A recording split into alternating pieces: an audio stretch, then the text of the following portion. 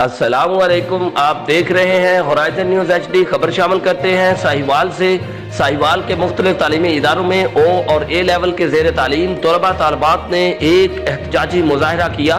ذمہ داران کے نام بھی دیے گئے ہیں، جس کی تفصیل Zia Tariq B H S, Azam Hussain B H S, Ashir Zeeshan B H S, Rayyan Bashir city school, Syed Shahzeb Bukhari city school, Junaid Gujjar, Allah Ditta, Rana Faizan L G S ہیں، اور مئی میں ہونے والے امتحانات کو مزید 2 ماہ کے لیے ملتوی کرنے کا مطالبہ کیا۔ طلباء کا موقف تھا کہ کورونا وبا کی وجہ سے ان کا سلیبس مکمل نہیں ہوا اور نہ ہی امتحان کی تیاری ہوئی ہے، اس لیے امتحانات ملتوی کیے جائیں۔ مظاہرین نے پلے کارڈز اٹھا رکھے تھے جس پر وفاقی وزیر تعلیم شفقت محمود سے مطالبہ کیا گیا تھا کہ او اور اے لیول میں زیر تعلیم ہزاروں سٹوڈنٹس کے مستقبل کو محفوظ بنانے کے لیے کیمبرج یونیورسٹی کے حکام سے رابطہ کر کے امتحانات کو ملتوی کرایا جائے۔